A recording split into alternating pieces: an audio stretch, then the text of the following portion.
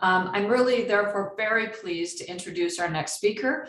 Jennifer N. Granholm is the Secretary of Energy and just the second woman to lead the U.S. Department of Energy, or DOE. She was also the first woman elected governor of Michigan, serving for 2 terms, after which she joined her alma mater, UC Berkeley, as a member of the faculty in the Goldman School of Public Policy.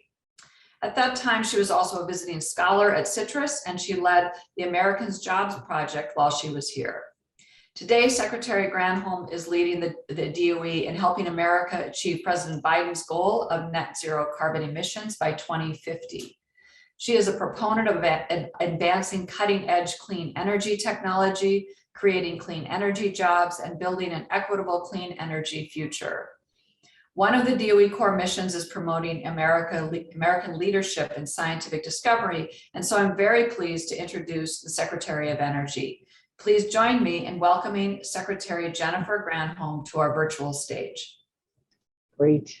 Thank you so much, Kathy. I'm so glad to know that you're deeply affiliated with our labs. We have 17 of them. They are fantastic. And of course, the efforts associated with advanced computing, really important for climate change, modeling, all of that. So thanks to that. And thanks to the folks behind the Edge and Tech initiative for the invitation to join you all today. So glad to be among fellow Bears. Glad to be back in my home space, even virtually. You know, as actually this on a personal note, I mean, as I was listening to Camille and to Kathy, you know, I just was sort of wondering if their moms were like mine. My mom is now 86 years old, but she was born into this world where she was really only expected to be a homemaker. In fact, you know, she never went to college because her parents told her it was a waste of money. She was just going to get married. And she really, I just wonder what she would be doing. I mean, I feel like I say this to her all the time. Mom, if you were born in a different generation, she chafed at the way that society, she felt, put her in that box. And she didn't want that for me. She really, you know, she, like I'm sure your moms did, encouraged me to dream. And, you know, it often makes me think that in today's society, you know, we can allow society to put a box on, but we can also create our own boxes, or maybe just rip the box right open. And, you know, that her encouragement of me, even though she wasn't able to do this, really, it guided me to Berkeley, guided me to Harvard Law School, a career in public service. And I just think about this because, you know, my mom, of course, was shaped by the times that she grew up in. And she used to tell me 3 things when I was growing up. She used to say, don't talk so much. People don't want to hear it. Let other people talk. Don't ever ask strangers for money. And when you're in a competition with a boy, let the boy win. Now, how I ever got elected with those 3 pieces of advice, I'll never know, but I did. So I've been, like many of you probably, the first at a lot of things, you know, the first woman to be Corp Counsel of Wayne County, the first woman elected as Attorney General, first woman elected Governor of Michigan. I was the first woman to lead tours on the jungle raft safari at Marine World Africa, USA. But, you know, who cares? I'm proud of the firsts, but really I'm proud that I wasn't the last of any of those, of course. More women have filled these positions in the times since. But, you know, while getting over a barrier really changes your life, knocking down that barrier really changes the world. So I'm always looking to knock barriers down. And that's a priority of mine here at the Department of Energy too.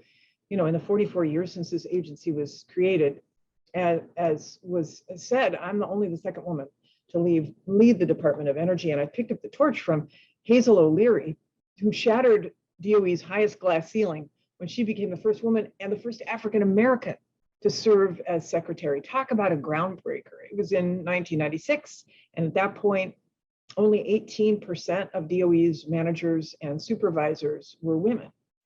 And so, you know, we've made progress since then. In fact, brilliant women hold most right now of DOE's top leadership posts in this administration.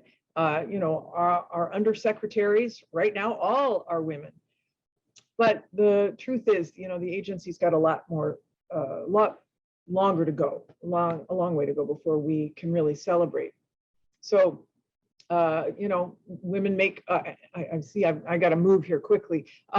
We are really focused at DOE. I'm really honored to serve a president who understands the importance of more women. The president has instructed his women to advance diversity, equity, inclusion, accessibility. He's made the Justice 40 initiative, which called for 40% of the benefits from federal investments to flow into disadvantaged communities, which is the North Star of his agenda. We're working at DOE to embed those values throughout our culture, our hiring, our investing. It's not about pushing anybody out. It's just the opposite. It's about making sure everyone has a way in. And let me just say quickly before I sign off, we are setting to hire 1,000 new staffers at the Department of Energy to help us oversee the $62 billion that President Biden's bipartisan infrastructure law invested in DOE. And those employees will be part of our new Clean Energy Core, and we need them at all levels. We're going to be counting on them to ensure that we're spending that money in the most effective way possible. So if any of you want to help advance the priorities of really confronting climate change, then I hope you'll go to energy.gov/clean energy core. And regardless of whether you join us, my message to you is this: everybody, we all got to keep breaking down those boxes, breaking down the walls, and certainly lifting up those who come behind us, and that we've all got to be brave and be bold and be fearless. And as it's Women's History Month, I mean that especially for all those great women out there who are tuning in, because one day, I want to see you carrying this torch and others. So thank you so much for allowing me to come in. Thank you so much, Secretary Granholm. It's such a pleasure and honor to have you here. We really appreciate your remarks. And for kicking off the symposium, I especially appreciated your personal reflections about your mother's journey and encouragement. And I have to say, I'm also very glad that you disregarded some of her specific pieces of advice. But I love the motto that I will enthusiastically embrace: getting over a barrier changes your life. Knocking down a barrier changes the world. That's wonderful. Thank you again.